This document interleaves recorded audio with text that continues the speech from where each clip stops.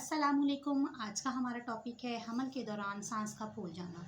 Pregnancy के दौरान अमूमन जो है वो सांस फूल जाता है, इसमें कोई परेशानी वाली बात नहीं है। लेकिन आपने इस चीज़ को कब सीरियस लेना है और कब आपने इस चीज़ पे रिलैक्स रहना है। तो कुछ ख़वातीन जो हैं वो ऐसी हैं कि जिनकी फ़र्स्ट प्रेगनेंसी होती है, उनको इस चीज़ के बारे में बिल्कुल एक्सपीरियंस नहीं होता। जिनकी सेकंड और थर्ड प्रेगनेंसी होती है वो जो है वो इस प्रोसेस से गुज़र चुकी होती हैं और उनको एक्सपीरियंस हो जाता है, काफ़ी सारी चीज़ों का उन्हें आइडिया हो जाता है कि प्रेगनेंसी के दौरान किन किन जो है वो मरहले से गुज़रना पड़ता है। तो जिनकी फ़र्स्ट प्रेगनेंसी होती है उनको जो है वो बहुत ज़्यादा परेशानी होती है, हर बात पे जो है वो बहुत ज़्यादा परेशान हो जाती हैं कि हमारे साथ ये मसला क्यों हो रहा है, इसकी क्या वजह है।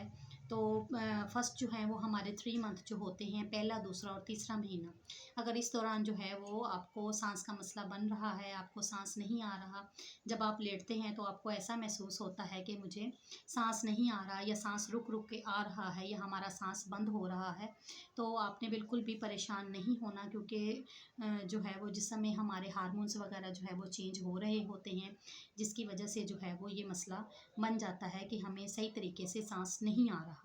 लेकिन अगर आपके फर्स्ट 3 मंथ जो है वो गुजर चुके हैं और आपका जो है वो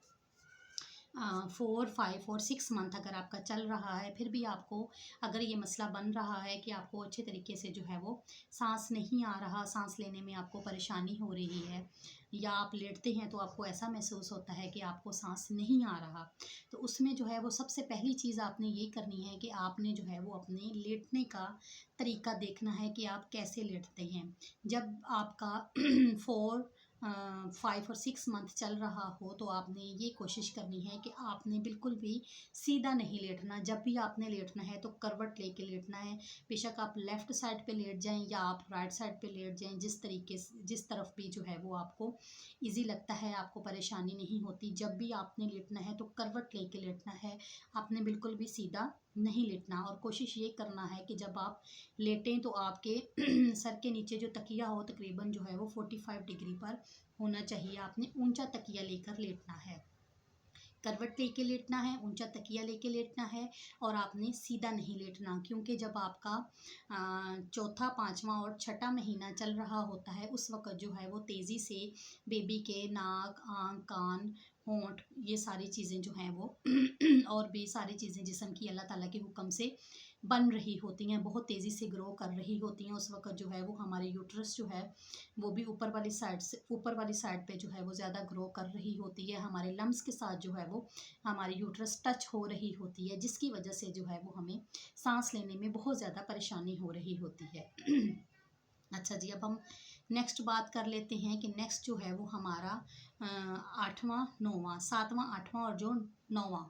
मंथ जब हमारा चल रहा होता है, उस वक़्त भी जो है वो सांस का बहुत ज़्यादा मसला बनता है कि सांस हमें नहीं आ रहा होता। उस वक़्त जो है वो बेबी बहुत तेज़ी से जो है वो ग्रो कर रहा होता है, जिसकी वजह से हमें सांस लेने में बहुत ज़्यादा दुश्वारी आती है। तो मैं आपको यही बताऊंगी कि आपने अपने लेटने का जो तरीका है वो आपने यही रखना है कि आपने सीधा नहीं लेटना, करवट लेके लेटना है। और जब भी आपने उठना है, अगर आप लेटे हुए हैं आपने उठना है तो एकदम से, अगर आप सीधा लेटे हुए हैं तो आपने सीधा नहीं उठ जाना। आपने उठना है तो आपने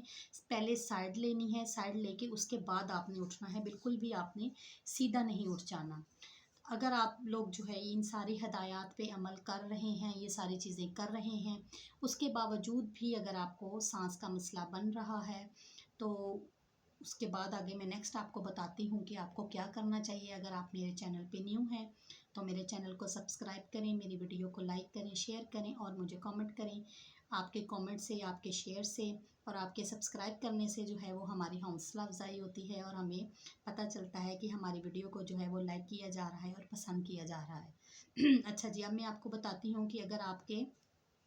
इन सारी चीज़ों पे अमल करने के बाद भी अगर आपको सांस सही तरीके से नहीं आ रहा, तो फिर आपने सबसे पहले जो है वो अपना एचबी चेक करवाना है कि कहीं आपका एचबी लेवल तो कम नहीं है। अगर एचबी लेवल भी कम हो तो उसकी वजह से भी जो है वो सांस लेने में बहुत ज़्यादा दुश्वारी होती है। उसके बाद जो है वो कुछ ख़वातीन ऐसी होती हैं जिनको दमे का मसला होता है, उनको भी सांस लेने में बहुत ज़्यादा दुश्वारी होती है। वो अपना जो है वो इसके बारे में भी जो है वो अपने डॉक्टर से कंसल्ट करें। और कुछ पेशेंट्स ऐसी होती हैं जिनको प्रेगनेंसी के दौरान शुगर का मसला होता है, बीपी हाई का मसला होता है, बीपी लो का मसला होता है, इसकी वजह से भी जो है वो सांस का मसला बन जाता है। तो आप जो है वो मेरी इन सारी एडवाइस पर अमल करें, इंशाल्लाह जो है वो आपके जितने भी मसाइल हैं वो इंशाल्लाह इस वीडियो में आपके हल हो जाएंगे। नेक्स्ट वीडियो में आपसे दोबारा मुलाकात होगी, तब तक के लिए अल्लाह हाफिज़।